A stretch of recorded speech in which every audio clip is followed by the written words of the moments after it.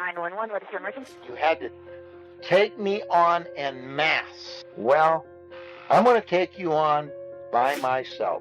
Started just after 3 o'clock yesterday afternoon in the town of Granby. This is when we first arrived on scene, and it looked like officers were firing some pretty heavy arms at it.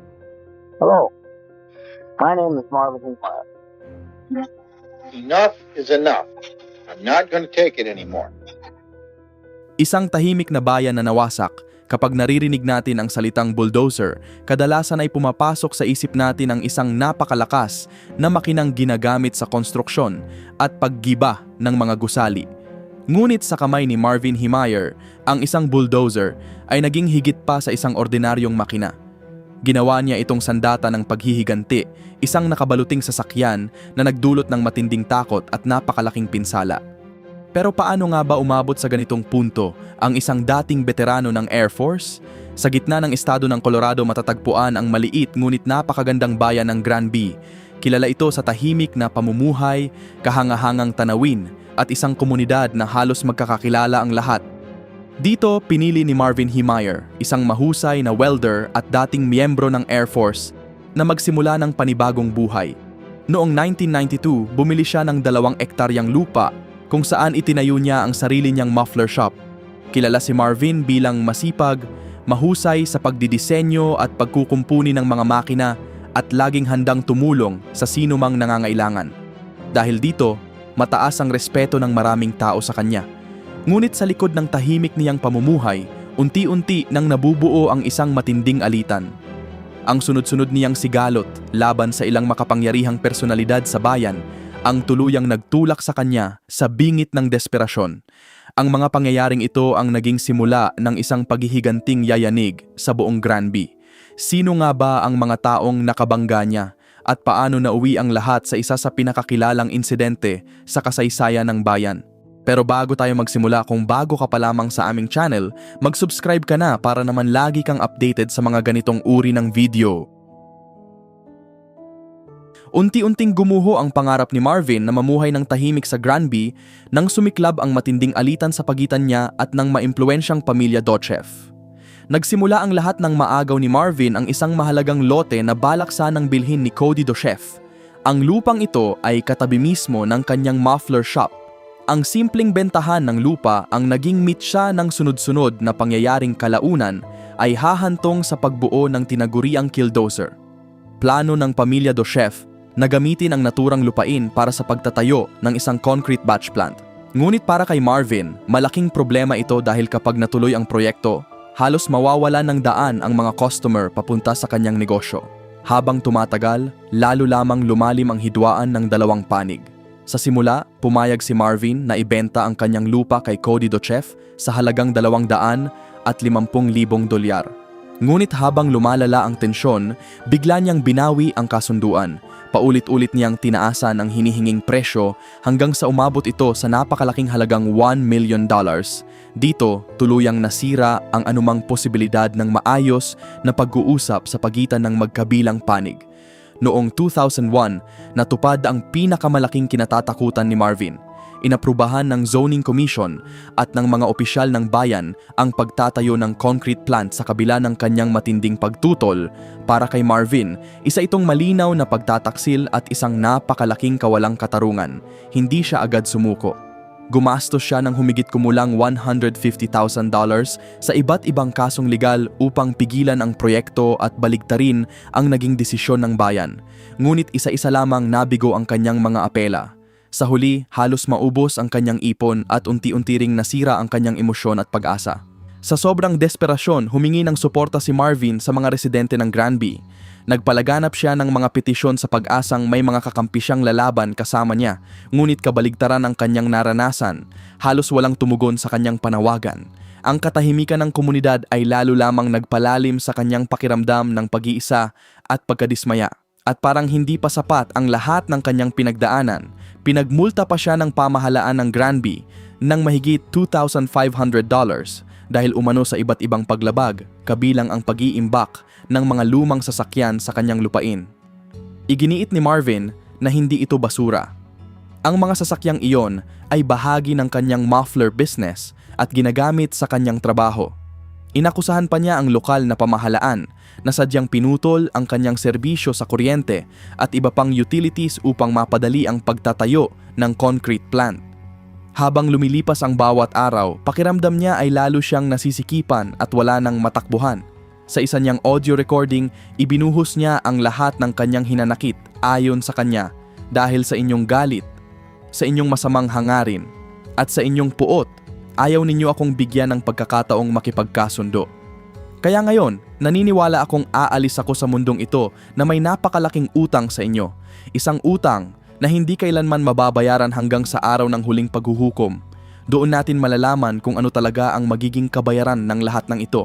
Ang mga salitang iyon ay malinaw na sumasalamin sa lalim ng kanyang desperasyon at tila nagbigay ng babala sa matinding hakbang na malapit na niyang gawin. Habang unti-unting gumuho ang kanyang mundo, tuluyan siyang nagkubli sa likod ng katahimikan. Doon, sa kanyang isipan, nagsimulang mabuo ang plano ng paghihiganti laban sa mga taong sa tingin niya ay sumira sa kanyang buhay. Ang mahusay na welder na si Marvin ay tahimik nang isinasa katuparan ang isang plano na yayanig sa buong bayan ng Granby. Habang walang nakakahalata, unti-unti niyang binabago ang kanyang Komatsu bulldozer sa loob ng kanyang workshop. Ang dating ordinaryong makina ay ginagawang isang nakakatakot na sasakyan na kalaunan ay makikilala sa pangalang Killdozer. Ngunit bago natin alamin kung paano nabuo ang kontrobersyal na sasakyang ito, balikan muna natin ang buhay ng taong nasa likod nito.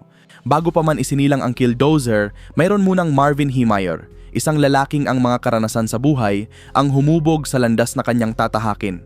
Ipinanganak siya noong Oktubre 1951 sa South Dakota. Habang lumalaki, nahasa niya ang kanyang kakayahan bilang isang mahusay na welder at kalaunan ay nagsilbi rin sa United States Air Force. Ang kanyang karanasan sa militar ang nagturo sa kanya ng pagiging disiplinado, maparaan at paniniwalang siya mismo ang may kontrol sa direksyon ng kanyang buhay. Mga paniniwalang kalaunan ay magiging malaking bahagi ng kanyang mga naging desisyon. Sa isa sa kanyang mga audio recording, malinaw niyang ipinahayag ang kanyang paniniwala na ako ang pangalawang kapitan ng aking buhay. Ang Diyos ang una, ako ang pangalawa. At habang tumatagal ang kanyang salaysay, mas naging matindi ang kanyang mga pahayag. Ayon sa kanya, sinubukan ninyong kontrolin ang buhay ko. Akala ninyo kayo ang may karapatang magdikta kung paano ako mamumuhay. Hindi kayo ang magpapasya kung magkano ang kikitain ko, kung ano ang gusto ko, o kung ano ang nararapat para sa akin. Ang Diyos at ako lamang ang magtatakda ng mga iyon. Hindi ako alipin ng sinumang tao. Alipin lamang ako ng Diyos at ng kanyang kalooban. Pagkatapos niyang lisanin ng Air Force, natuklasan ni Marvin ang kanyang tunay na hilig, ang welding. Hindi niya alam na ang kasanayang ito ang magiging susi sa pagbuo ng makinang kalaunan ay magiging simbolo ng isa sa pinakatanyag na paghihiganti sa kasaysayan. Noong 1991, sa edad na 38, nagbakasyon siya ng 6 na buwan sa napakagandang lugar ng Grand Lake, Colorado. Ang pansamantalang bakasyong iyon ay nauwi sa permanenteng paninirahan dahil agad siyang nahumaling sa magagandang tanawin at sa tahimik na komunidad ng lugar. Dahil sa labis niyang pagmamahal sa lugar, bumili siya ng 2 ektaryang lupa malapit sa West Motor Road sa Granby. Noong 1992, inilaan niya ang halos lahat ng kanyang ipon, humigit kumulang $42,000 upang mabili ang lupang iyon. Doon niya itinayo ang kanyang sariling muffler shop. Iniwan niya ang dati niyang trabaho bilang mekaniko at buong tapang na sinimulan ang sarili niyang negosyo. Inialay niya rito ang lahat ng kanyang oras, lakas at dedikasyon. Hindi nagtagal, nakilala si Marvin bilang isang masipag, palakaibigan at maaasahang tao. Madalas siyang tumulong sa mga nangangailangan nang walang hinihintay na kapalit. Para sa kanya, napakahalaga ng pagkakaibigan at magandang samahan. Ayon sa mga nakakakilala sa kanya, masayahin siya, mahusay makisama at likas ang talento sa engineering. Mahilig din siyang maglibot sa kalikasan at mag-enjoy sa mga outdoor activities. Ngunit sa kabila ng kanyang mabait na personalidad, may isa rin siyang katangiang hindi maikakaila. Diretsahan siyang magsalita at hindi natatakot makipagtalo kapag naniniwala siyang siya ang nasa tama. Hindi siya marunong magpaligoy-ligoy at hindi rin basta nagpapatinag sa anumang hamon. Habang lumalala ang kanyang alitan sa mga lokal na opisyal, lalong lumitaw ang ugaling ito. May ilan pang nagsasabing si Marvin ay isang taong hindi dapat binabangga. isang babalang tila naging hudyat ng trahedyang mangyayari pagkalipas ng ilang taon. Habang lalo siyang nagkukulong sa sarili at unti-unting nilalamon ng galit at paghihiganti ang kanyang isipan, sinimulan niyang baguhin ang kanyang Komatsu bulldozer sa isang makinang hindi pa kailanman nakita ng mundo. Sa loob ng halos 1 taon at kalahati, lihim niyang binago ang bulldozer. Ang orihinal nitong layunin ay gumawa lamang sana ng daan patungo sa kanyang muffler shop, ngunit ginawa niya itong sandata laban sa mga taong pinaniniwalaan niyang sumira sa kanyang buhay. Gamit ang husay ng isang veteranong welder at pusong puno ng galit, isa-isang binuo ni Marvin ang makapal na baluti ng killdozer. Gumamit siya ng makakapal na bakal na sa ilang bahagi ay umaabot sa halos 1 talampakan ang kapal. Upang lalo pa itong maging matibay, nilagyan niya ng konkreto ang pagitan ng mga steel plate na lumikha ng halos hindi mapasok at napakahirap sirain na baluti. Sa puntong iyon, ang killdozer ay hindi na basta isang ordinaryong bulldozer, isa na itong nakabaluting makina na ginawa para sa iisang layunin, ang isa katuparan ang paghihiganti ni Marvin Heemeyer. Habang walang tigil na ginagawa ang kanyang lihim na proyekto, lalo pang pinatatag ni Marvin ang killdozer na para na itong isang gumagalaw na kuta sa ibabaw ng mga Caterpillar truck.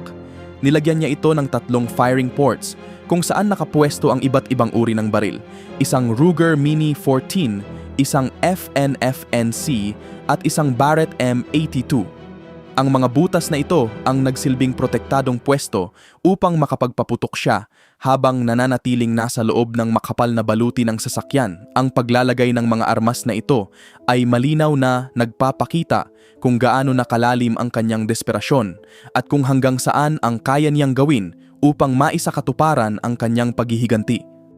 Habang ginagawa niya ang killdozer, nag-record din si Marvin ng ilang audio tapes kung saan ibinuhos niya ang kanyang mga hinaing at saloobin. Sa isa sa mga recording, sinabi niya na sana balang araw ay maunawaan ng mga tao sa Granby na ang paraan ng pagtrato ninyo sa akin sa loob ng maraming taon ang nagtulak sa akin sa ganitong sitwasyon. Ginawa ninyo akong isang desperadong tao, at kapag desperado ang isang tao, nakakagawa siya ng mga bagay na hindi niya aakalain para lamang mabawi ang sa tingin niya ay nawala sa kanya. Ang mga salitang iyon ay puno ng sama ng loob at galit at tila nagsisilbing babala sa trahedyang malapit ng mangyari upang matiyak na walang makakahalata sa kanyang ginagawa. Kadalasan ay sa gabi lamang nagtatrabaho si Marvin sa kanyang workshop. Naglagay pa siya ng pansamantalang tirahan sa loob ng gusali. Doon siya natutulog sa umaga at paggabi naman ay ipinagpatuloy ang paggawa sa killdozer.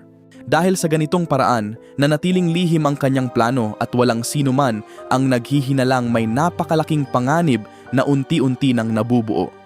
Habang papalapit ang pagtatapos ng kanyang proyekto, lalo ring tumibay ang kanyang paniniwalang may banal siyang misyon. Naniniwala siya ay isang kasangkapan ng hustisya at ang kanyang gagawin ay paraan upang maitama ang mga maling ginawa sa kanya. Sa isa pa niyang audio recording, sinabi niya na naniniwala akong tama ang ginagawa ko. Kung mali ito, hindi ako hahayaang umabot ng Diyos sa puntong ito. Hindi niya ako bibigyan ng matagumpay na buhay kung mali ang landas na tinatahak ko. Maaring hindi ako naging mayaman sa pera sa halos buong buhay ko, pero para sa kung sino ako at sa buhay na mayroon ako, pakiramdam ko isa akong mayamang tao. Nagpapasalamat ako sa Diyos sa lahat ng ibinigay niya sa akin. Oo, marami akong isinakripisyo, wala akong asawa at wala akong sariling pamilya. Pero naniniwala akong may dahilan kung bakit ako nilikha ng ganito. At ngayon, dadalhin ko ang krus na iyon at tutuparin ko ang layuning inilaan niya para sa akin.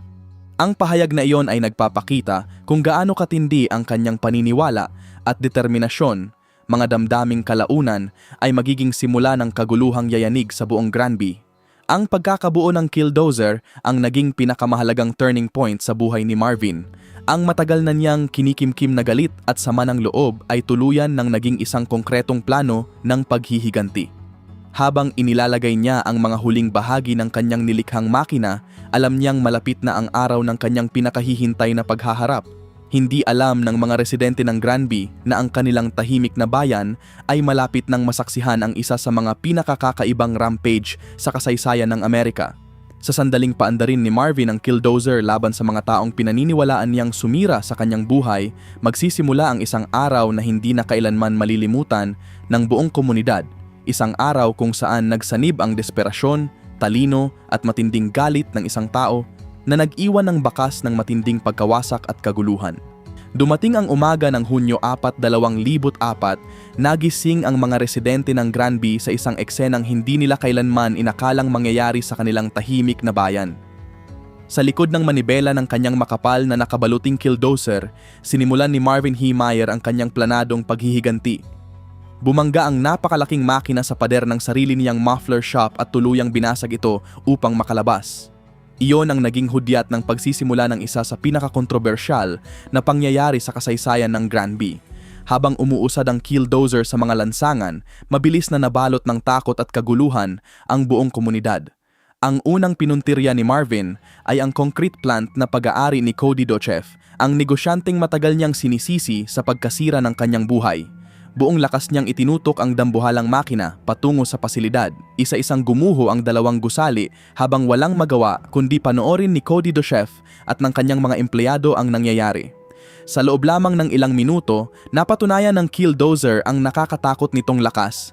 Ang dating ordinaryong bulldozer ay isa ng halos hindi mapigilang higanteng bakal na dumudurog sa lahat ng humaharang sa daraanan nito. Makapal ang baluti ng killdozer, kaya halos walang epekto rito ang paulit-ulit na pagpapaputok ng mga pulis gamit ang shotgun at mga M4 rifle. Sa kabila ng lahat ng pagtatangkang pigilan siya, hindi natinag si Marvin at ipinagpatuloy niya ang kanyang pag-atake na nag-iwan ng sunod-sunod na wasak na gusali sa kanyang dinaanan. Isa sa mga unang bumigay ay ang harapan ng Mountain Parks Electric na tuluyang gumuho matapos salpukin ng dambuhalang makina. Sinundan ito ng Maple Street Builders na halos nawasak din sa lakas ng banggaan. Habang nagpapatuloy ang kanyang rampage, isa-isang pinuntirya ni Marvin ang mga gusali at institusyong pinaniniwalaan niyang may malaking bahagi sa kanyang mga pinagdaanan. Kabilang dito ang Granby Town Hall at ang lokal na istasyon ng pulisya na kapwa nagtamo ng matinding pinsala. Sa kabila ng lawak ng pagkawasak, isang bagay ang halos himala, walang sibilyang nakitil sa buong insidente. Samantala, ang baluting ilang buwan niyang pinagpaguran ay napatunayang halos imposible palang mapasok.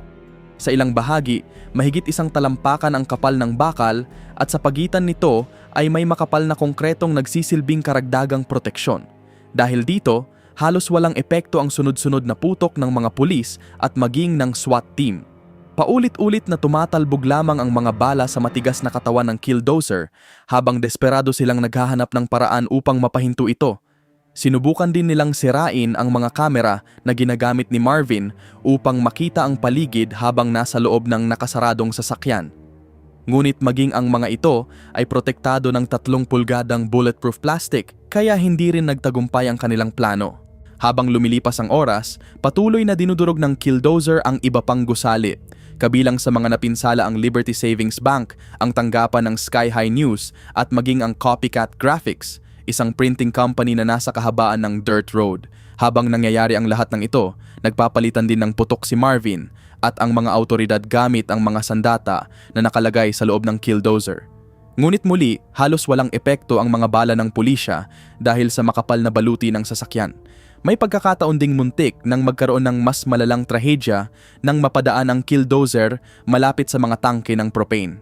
Kung tinamaan ang mga ito, maaari sana itong magdulot ng napakalakas na pagsabog, ngunit dahil sa limitasyon ng firing angle ng kanyang mga sandata, hindi niya ito natamaan kaya naiwasan ang isang mas malaking sakuna.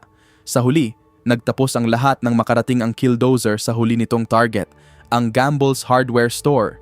Habang ipinagpapatuloy ni Marvin ang kanyang pag-atake, nasira ang cooling system ng makina matapos maputol ang mga linya ng anti-freeze. Unti-unting uminit ang makina, nagsimulang umusok at tuluyang nawalan ng lakas. Pagkatapos nito, bumagsak ang killdozer sa basement ng gusali. Naiwang nakabitin sa ere ang isa sa mga Caterpillar truck nito, dahilan upang tuluyan itong hindi na makagalaw. Sa sandaling iyon, napagtanto ni Marvin na wala na siyang paraan upang makatakas o maipagpatuloy pa ang kanyang plano. Sa halip na sumuko, pinili niyang kitilin ang sarili gamit ang isang sandata, ang killdozer, ang makinang siya mismo ang bumuo, ang naging huli niyang himlayan. Matapos ang mapaminsalang pangyayaring iyon, nagsimula ang mahirap na proseso ng pagbangon ng bayan ng Granby. Mahigit 7 oras ang ginugol ng mga autoridad sa pagputol sa makapal na bakal ng killdozer bago nila tuluyang nabuksan ang loob nito. Doon nila natagpuan ang wala ng buhay na si Marvin Heemeyer. Kasama ng kanyang katawan ang mga sandata na ginamit niya, isang video camera, 3 monitor na nagsisilbing mata niya habang nasa loob ng sasakyan, isang electric fan upang mapanatiling malamig ang loob ng makina at isang bote ng sparkling water. Hanggang ngayon, hati pa rin ang opinyon ng publiko tungkol sa kanya. May mga naniniwalang isa siyang trahedyang biktima ng sistemang sa tingin niya ay umapi sa kanya. Para sa kanila, isa siyang taong itinulak ng sunod-sunod na kabiguan hanggang sa tuluyan siyang mawalan ng pag-asa. Ngunit para sa iba, isa siyang mapanganib na vigilante na piniling gumamit ng karahasan at walang anumang dahilan ang makapagbibigay katwiran sa kanyang ginawa. Maging ang killdozer ay naging sentro ng matinding interes ng publiko. Nangamba ang mga opisyal na baka gawin itong tourist attraction o simbolo ng karahasan. Dahil dito, maingat nilang binuwag ang buong makina at ipinakalat ang mga piyesa nito sa iba't ibang junkyard upang wala ng sinumang makabuo o makapagpakita nito bilang alaala ng insidente. Kalaunan, isinaboy ng mga kaibigan ni Marvin ang kanyang abo sa kabundukan ng Colorado, ang lugar na pinakamamahal niya. Isa itong tahimik na pamamaalam sa isang lalaking ang matinding desperasyon ay nagtulak sa kanya sa landas na wala nang balikan. Sa mga sumunod na taon, dahan-dahang muling itinayo ng Granby ang mga nasirang gusali at sinubukang paghilumin ang pinsala na iniwan ng pangyayaring iyon. Maaaring hindi na tuluyang mabura ang alaala ng araw na iyon, ngunit ipinakita ng komunidad ang kanilang tibay at kakayahang bumangon matapos ang isang napakalaking trahedya. Ngayon, ang tanong ay, nananatili pa rin. Sa inyong pananaw, si Marvin Heemeyer ba ay isang kontrabida o isa lamang taong itinulak ng desperasyon hanggang sa sukdulan? Ibahagi ang inyong opinyon sa comment section. At kung gusto pa ninyong makapanood ng mas marami pang ganitong documentary videos, huwag kalimutang mag-subscribe sa Noel Polo TV at pindutin ang notification bell para lagi kayong updated sa aming mga susunod na upload.